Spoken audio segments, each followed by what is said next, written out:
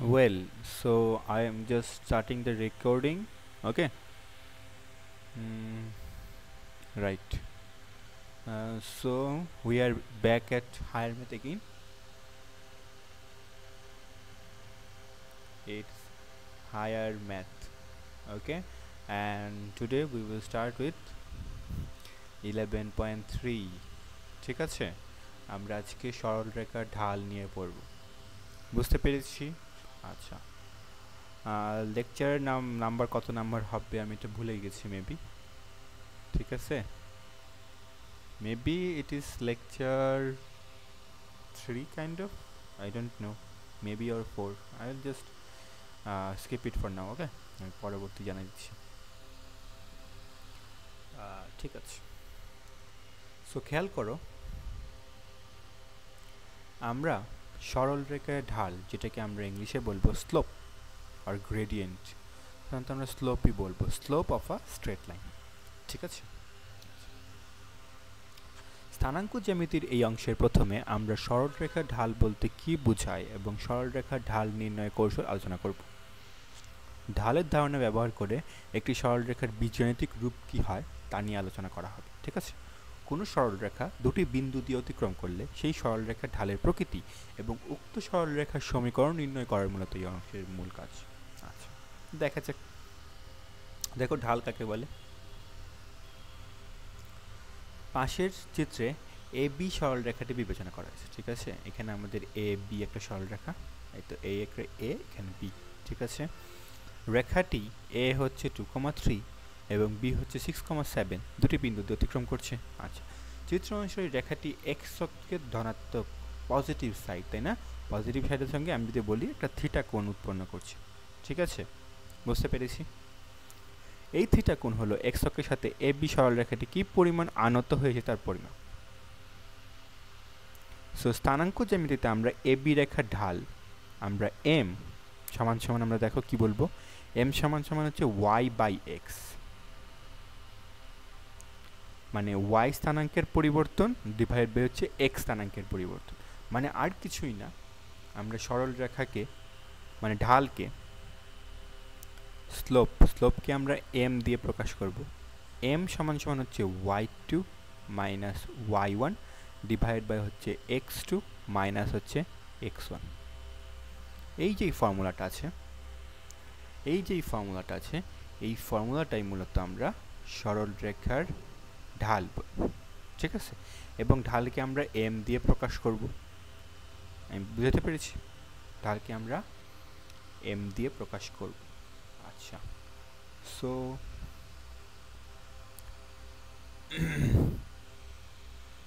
আচ্ছা, সো এটাই মূলত আমাদের বেসিক আইডিয়া সরলরেখার ঢাল। বাস্তবিক পক্ষে কোনো সরলরেখার দ্বারা এক্স অক্ষের ধনাত্মক দিকে যে কোণ থিটা এবং ঢাল এম এর মধ্যে সম্পর্ক হলো, দেখো আরেকটা আছে, এম ইকুয়াল টু হচ্ছে টেন থিটা। ঠিক আছে, সরলরেখার ঢাল আমরা বলতে পারি এম ইকুয়াল টু আরেকটা কি বলতে পারি, y2 minus y1 divide by হচ্ছে x2 মাইনাস x1, যখন কোঅর্ডিনেট দেওয়া থাকবে। আর কোঅর্ডিনেট দেওয়া না থাকলে আমরা যখন থিটা দিয়ে কাজ করব তখন এম ইকুয়াল টু আমরা ট্যান থিটা বলবো। ঠিক আছে, বুঝতে পেরেছো? আমাদের এখান থেকে প্রশ্ন করবে আমাদের ট্যান থিটার মান কত, থিটার মান কত, এম এর মান কত। ঠিক আছে, তোমাকে দিয়ে দিবে let's say theta equal to যদি 45 ডিগ্রি হয় তাহলে এম এর মান কত। তো এম সমান হচ্ছে ট্যান থিটা ইকুয়াল টু হচ্ছে ট্যান 45 সমান সমান হচ্ছে 1, তাই না? তোমাকে অন্যটাও দিতে পারে, তোমাকে বলতে পারে যে লেটস সে এম হচ্ছে 2, তো 2 হলে তাহলে ট্যান কতর মান হচ্ছে 2, তাহলে আমরা থিটা সমান সমান বলতে পারি হচ্ছে ট্যান ইনভার্স 2। বুঝতে পেরেছি? ট্যান ইনভার্স 2 এর মান যত হবে সেটাই হচ্ছে আমাদের এম এর মান, সরি থিটার মান। এবং সেই থিটা দিয়ে আমি যদি এম এর মান তো দেয়া আছে, থিটার মান আগে। ঠিক আছে, বুঝতে পেরেছি? সেভাবেই কিন্তু আমরা করতে পারবো। আচ্ছা, সো এখানে দুইটা ফর্মুলা দেখলাম, স্লোপের হচ্ছে দুইটা ফর্মুলা। সো খেয়াল করো, এই ফর্মুলা দিয়েই আমরা মূলত আপাতত কাজকর্মগুলো করব। দেখো নিম্নের প্রতি ক্ষেত্রে উদাহরণ 15, নিম্নের প্রতি ক্ষেত্রে বিন্দু দ্বারা অতিক্রান্ত সরলরেখার ঢাল নির্ণয় করো। তোমাকে দিয়ে দিয়েছে এ দিয়ে দিয়েছে এবং বি দিয়ে দিয়েছে। আমরা জানি এম হচ্ছে x2, x2 কত, লেটস সে 6 মাইনাস 3, এবং সরি y2 মাইনাস y1 এবং x2 হচ্ছে 3 মাইনাস 2। তো 6 মাইনাস 3 কত, 6 থেকে 3 গেলে 3 থাকে, 2 থেকে 1 গেলে 1 থাকে, সমান সমান হচ্ছে 3। তাহলে ঢাল কত, m হচ্ছে 3। বুঝতে পেরেছো? এইটাই। আবার দেখো এটা, সেটা মাইনাসে মান আসলেও কিন্তু আমরা সেটা রাখবো আর কি, ঠিক আছে? দেখো, সো দেখো লক্ষণীয় কি বলছে। উপরিচিততে দেখা যাচ্ছে এবি রেখার ঢাল ধনাত্মক এবং উৎপন্ন কোণ একটি সূক্ষ্মকোণ, ঠিক আছে? এবির জন্য আমরা দেখতেছি পজিটিভ এবং সূক্ষ্মকোণ তৈরি করবে আর কি, ঠিক আছে? আচ্ছা, সো অন্যদিকে আবার একই চিত্রে একটু পরিষ্কার যে এ প্রাইম বি প্রাইম রেখার ঢাল ঋণাত্মক এবং উৎপন্ন কোণ একটি স্থূলকোণ, ঠিক আছে? স্থূলকোণ আমরা চিনি, স্থূলকোণ হচ্ছে অবটিউস অ্যাঙ্গেল, অর্থাৎ স্থূলকোণের মান কত, 90 ডিগ্রি থেকে বড়, 180 থেকে ছোট, তাই না?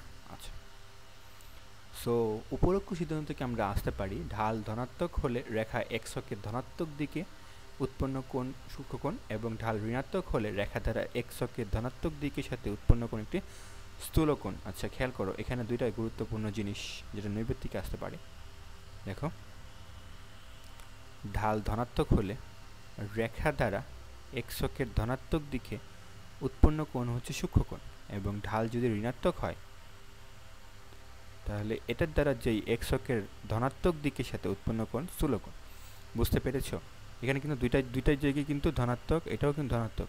মানে এই যে আমরা একটা চিত্র দেখতেছি, এই যে এখন যখন করছিল এটা তো এক্স অক্ষের ধনাত্মক দিক, ঠিক আছে না? তো এটা যখন করছিল সেটাও কিন্তু আমাদের কি ছিল, সেটাও কিন্তু আমাদের মানে থিটা যেটা ছিল, সেই থিটা একটার জন্য হচ্ছে পজিটিভ এসছে, আরেকটার জন্য আমাদের সূক্ষ্মকোণ এসছে, স্থূলকোণ এসছে, ঠিক আছে? আচ্ছা, এটা আমরা আরও পরবর্তীতে জানবো, আপাতত আমরা ফর্মুলাটা দেখে রাখি। বুঝতে পেরেছো? আচ্ছা, সো দেখো তোমাকে দিয়ে দিয়েছে এ বি সি বিন্দুর 3টি স্থানাঙ্ক যথাক্রমে এত এত। কার্তেশীয় তলে এ বি এবং এসি রেখা অঙ্কন করো। কার্তেশীয় তল আর কিছুই না, আমরা যে এরকম করি সেটার মধ্যে আর কি, ঠিক আছে? আচ্ছা, সো কার্তেশীয় তলে এ বি এবং এসি রেখা অঙ্কন করো, সব সম্ভব হলে এ বি এবং এসি রেখা ঢাল নির্ণয় করো। সো খেয়াল করো, আমরা জাস্ট ওইটা একে দেখালাম, ঠিক আছে? দেখো 2,2 এবং 5,2, এবং ঢাল একটা দেখো 0, আর একটা ঢাল দেখো এটাও 0, ঠিক আছে? বুঝতে পেরেছো? যদি x1 সমান x2 হয় তবে ঢাল নির্ণয় করা যায় না, কিন্তু রেখাটি x অক্ষের সমান্তরাল হয়। আচ্ছা, এখানে একটা জিনিস, এই জন্যই কিন্তু প্রশ্নের মধ্যেই দেখো ছোট করে বলে দিয়েছি, যদি সম্ভব হলে, ঠিক আছে? আমাদের ম্যাথের মধ্যে এই জিনিসটা খেয়াল রাখতে হবে, অনেক সময় বলে দিবে তোমাকে সম্ভব হলে এটা বের করো, সম্ভব হলে এটা বের করো, তখন তোমাকে একটু ভাবতে হবে যে সম্ভব হলে যেহেতু বলে দিচ্ছে তার মানে এটার হইতে পারে অ্যান্সার আছে বা হইতে পারে এটার অ্যান্সার নাই, ঠিক আছে? সো আমাদের যখনই দেখতেছি যে x1 এবং x2 মান সেম হয়ে যাবে, সরি এটাই না, যখন দেখো এ এবং সি এটার মধ্যে x2 এবং x1 সমান হয়ে গেল না, তার মানে উপরে যাই থাকুক না কেন নিচে কিন্তু আমাদের 2 মাইনাস 2 সমান সমান নিচে আমাদের শূন্য চলে এসছে। তা আমরা যখনই নিচে কোনো কিছুকে আমরা যখনই 0 দিয়ে ভাগ করা থাকবে, নিচে মানে তো ভাগ, তো সেটা জানি না, সেটা আমাদের অনির্ণেয় মান বা সেটা আমাদের হচ্ছে ইমাজিনারি একটা ভ্যালু চলে আসে। তো সেটার জন্য কিন্তু আমরা রিয়েল নাম্বারের মধ্যে এটা নিয়ে কাজ করতেছি না। এই জন্যই আমাদের সম্ভব হলো তখন আমাদের এখানে বলে দিতে হবে যে যদি x1 এবং x2 হয় তবে রেখার ঢাল নির্ণয় করা যায় না। এটার মধ্যে কিন্তু করা যাবে, উপরে 0 থাকলে কিন্তু সমস্যা নেই, উপরে 0 নিচে 1 তার মানে তো 0ই, তাই না? কোনো কিছুকে 0 দিয়ে ভাগ করলে কোনো 0কে কোনো কিছু দিয়ে ভাগ করলে সেটার মান 0 আসবে। সো উপরে 0 থাকলে কোনো সমস্যা নাই, যদি আমাদের ভাগের সময় 0 চলে আসে নিচে তখনই কিন্তু আমাদের সমস্যা। সো এই জিনিসটা আমাদের তখন খেয়াল রাখতে হবে যে তখন আমাদের ঢাল নির্ণয় করা যাবে না। বুঝতে পেরেছো?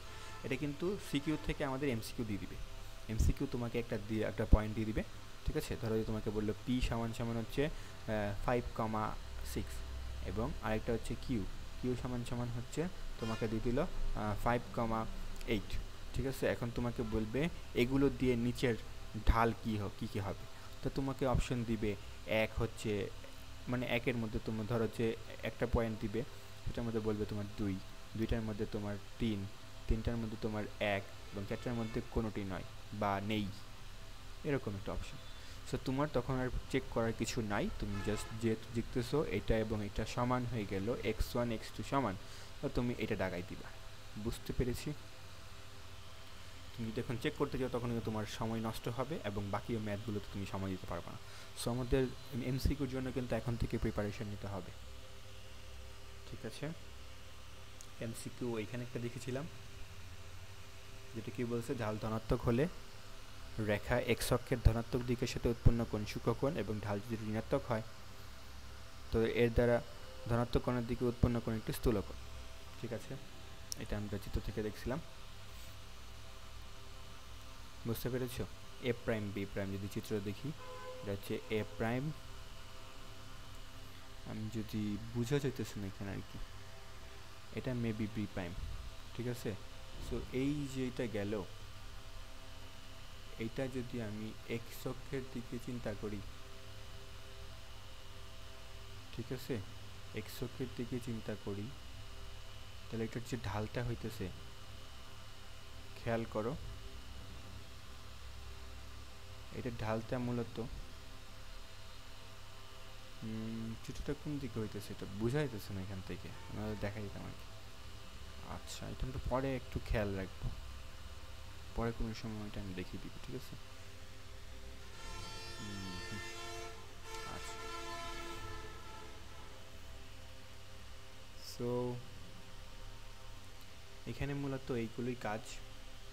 আচ্ছা, খেয়াল করো, লক্ষ্য করি x1 এবং x2 হয় রেখাটি x অক্ষের সমান্তরাল অর্থাৎ x অক্ষের উপর লম্ব হয়, এরকম লম্ব রেখা বরাবর খাড়া বরাবর হাঁটা সম্ভব নয়, ঢাল নির্ণয় করাও সম্ভব নয়, ঠিক আছে। মানে ঢাল মূলত আমরা কি বলি, আমরা নর্মাল জানি না, ঢাল মূলত একটা উপর থেকে নিচে এরকম একটা যায় আর কি, একটা স্লোপ, বুঝতে পেরেছি? তো এই যে আমরা মূলত একটা এক্স অক্ষ লাগাই, একটা হচ্ছে ওয়াই অক্ষ দিয়ে আমরা যেহেতু দুইটা ইয়ে পাই, সেটাকে তুমি যখন এরকম করে ইয়ে করে দিবা তখন এই যে একটা লাইন পাইতেছো, এটাই মূলত এটা ঢাল, ঠিক আছে। এই ঢাল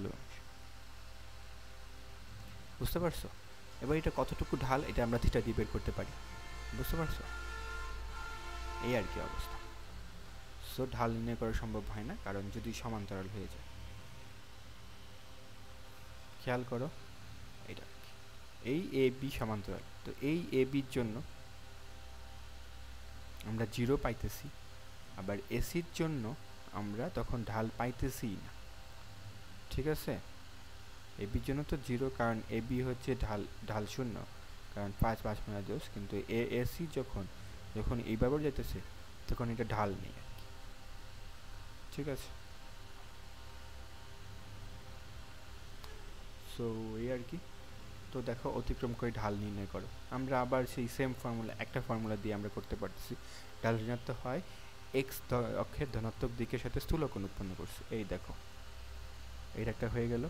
তো এই যে এই কোণটা তৈরি করলো, হ্যাঁ এটাই আমি দেখা চেয়েছিলাম, আগের বার বুঝাইতেছিলাম। দেখো এটা যখন এক্স অক্ষের ধনাত্মক দিকের সাথে যখন একটা কোণ তৈরি করছে, এটা 90 ডিগ্রি থেকে বেশি হয়ে গেছে, ঠিক আছে। কেন? কারণ এর ঢাল হচ্ছে নেগেটিভ আসছে, ঠিক আছে। আচ্ছা, সেটা একটু মাথায় রাখলেই হবে।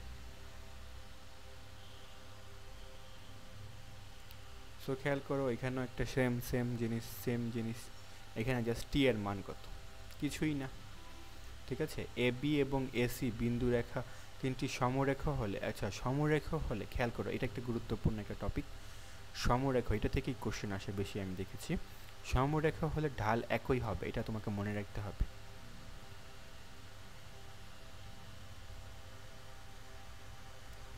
ঠিক আছে। সমরেখা হলে ঢাল একই হবে, তোমাকে কিন্তু বলে দিবে না ঢাল সমান, তোমাকে বলবে তিনটি বিন্দু সমরেখা, ঠিক আছে। সমরেখা দেখো এরকম, সো দেখো এইটার যে স্লোপটা হইতেছে সেটাও কিন্তু আমাদের একই দিকে যেতেছে, বুঝতে পারছো? সমরেখাটা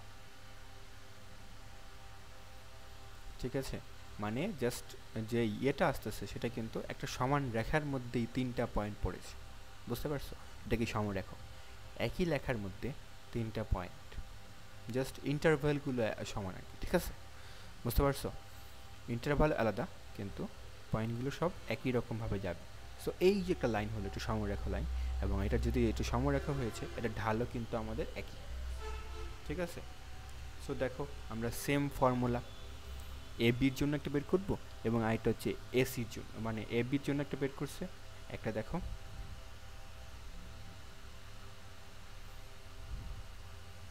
যেহেতু আমাদের দুইটা পয়েন্ট বের করতে হবে, টি এর মান বের করতে হবে, ঠিক আছে। সো দেখো একবার হচ্ছে আমাদের দেখো এ বি বের করছি, আরেকবার তুমি বিসি বের করছো, ঠিক আছে। তুমি কিন্তু এসিও বের করতে পারতা, কোনো সমস্যা তো না, বুঝতে পারছি।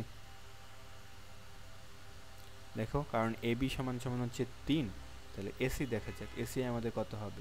এসি সমান সমান কী হবে খেয়াল করো তো, তুমি দিবা হচ্ছে 4 মাইনাস 1, সরি সরি উল্টা দিতে এক্স টু তো উপরে, ওয়াই, ওয়াই হচ্ছে টি, তাহলে টি প্লাস 2, সরি কী করতেছে আজকে, হ্যাঁ এইটা টি প্লাস 1, আর এটা হচ্ছে 4 মাইনাস 1 সমান সমান হচ্ছে টি প্লাস 1, আর 4 মাইনাস 1 হচ্ছে 3, তাহলে 3, তাহলে 3, তাহলে এটা সমান এটা ছিল 3 তিরিকা 9 সমান হচ্ছে টি প্লাস 1, তাহলে টি সমান সমান কত, তাহলে খেয়াল করো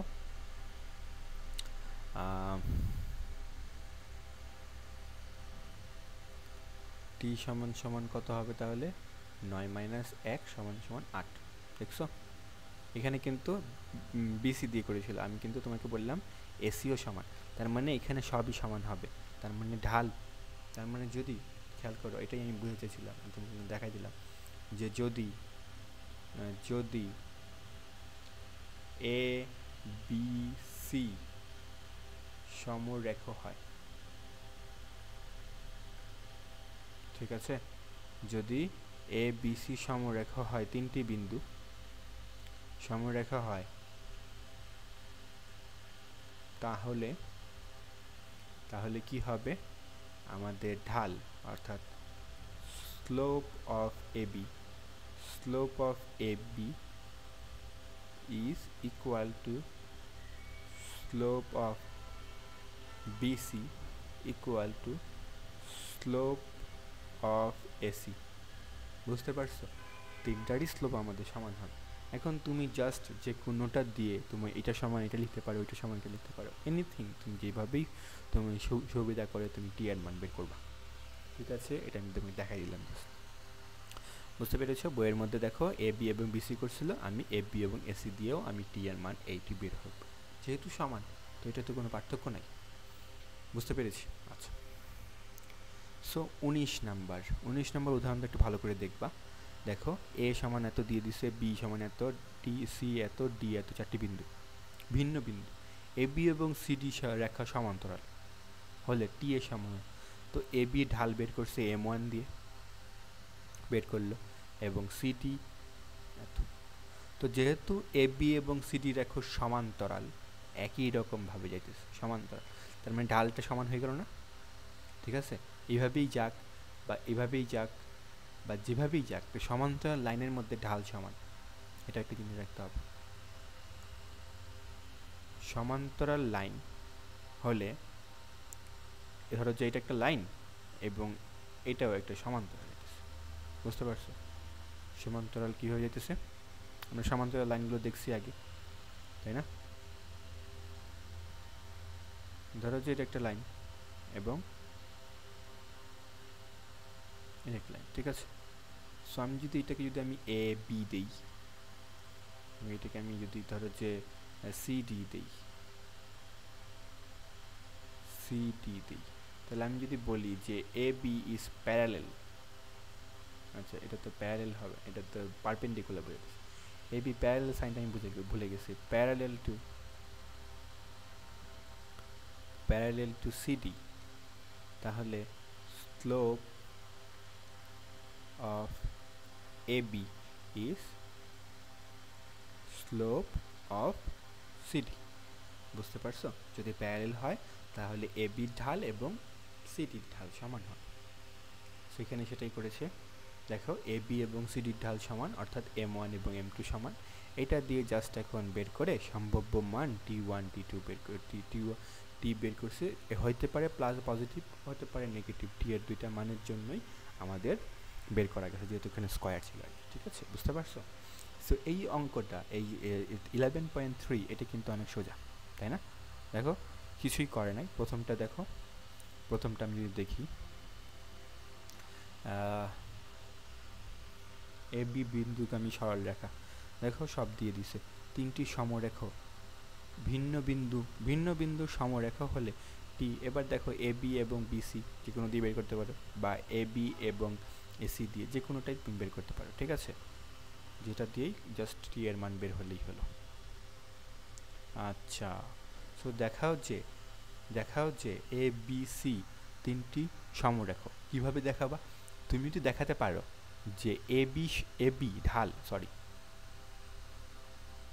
তুমি যদি দেখাতে পারো যে স্লোপ অফ এ বি একটা যদি ইকুয়াল হয় স্লোপ অফ, লেটস সে তুমি বিসি বের করলা, এই দুটো স্লোপ ঢাল যদি তোমার সমান হয়, এটা যদি ধরো যে তুমি M1 ধরে নিলা, এটা যদি তুমি M2 ধরে নিলা, এই দুটো যদি সমান হয়, তার মানে আমি বলতে পারি এটা সমরেখ। ঠিক আছে, বা তুমি এইটা দেখাবা, তারপরে আবার তুমি স্লোপ অফ এ বি,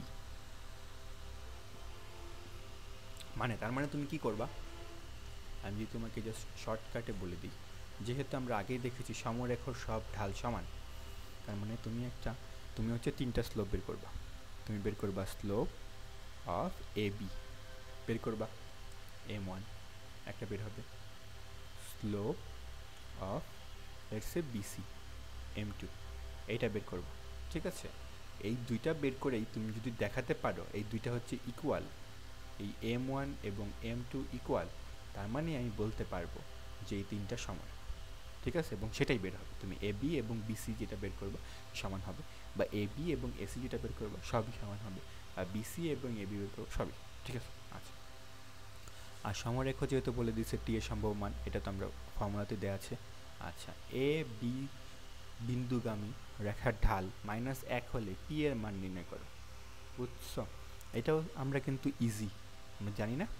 দেখো এ বি দেওয়া আছে এবং ঢাল দেওয়া আছে, তার মানে তুমি আগে যে এম সমান সমান এটা y2 minus y1 divide by হচ্ছে x2 মাইনাস x1 লিখে যে মানটা বের করতে, তোমাকে সেই মানটা দিয়ে দিছে।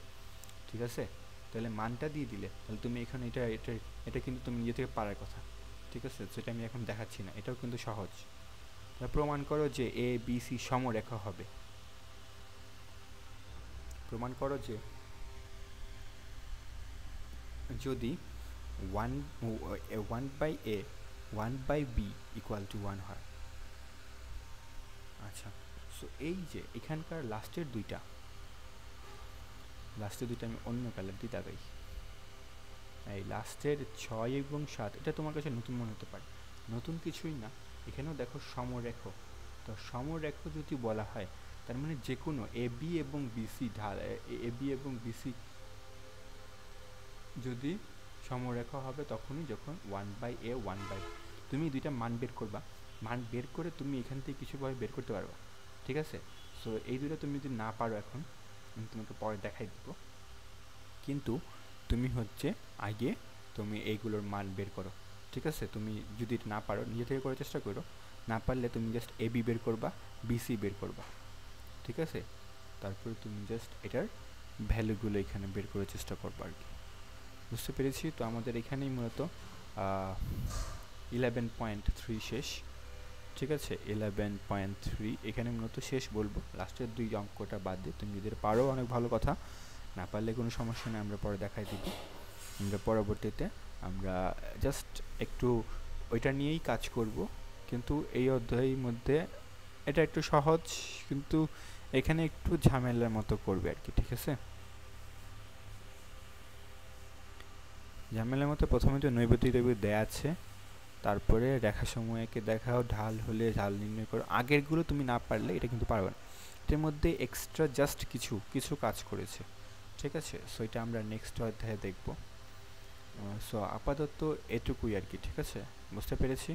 সো এই অধ্যায়টা ভালো করে শেষ করে ফেলো, এবং বাকি বাকি তুমি 11.4 করার আগে তুমি অবশ্যই কি করবা, তুমি অবশ্যই আগের যেই 3টা অধ্যায় আছে অর্থাৎ 11.1, 2 এবং 3 ভালো করে শেষ করবা। তারপরে আমরা 11.3 ভালো করে শেষ করতে পারবো, সরি 4 ভালো করে শেষ করতে পারবো, ঠিক আছে। আচ্ছা।